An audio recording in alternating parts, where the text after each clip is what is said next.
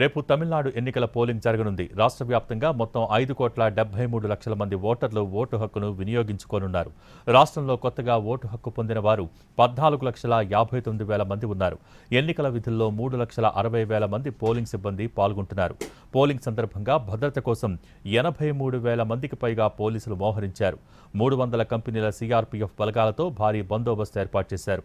రాష్ట్ర వ్యాప్తంగా 75,064 పోలింగ్ కేంద్రాలను సిద్ధం చేశారు అధికారులు. మొత్తం 4,18,000 పోస్టల్ ఓట్లు నమోదయ్యాయి. 33,133 ప్రాంతాల్లో పోలింగ్ ప్రక్రియను నిర్వహిస్తున్నారు.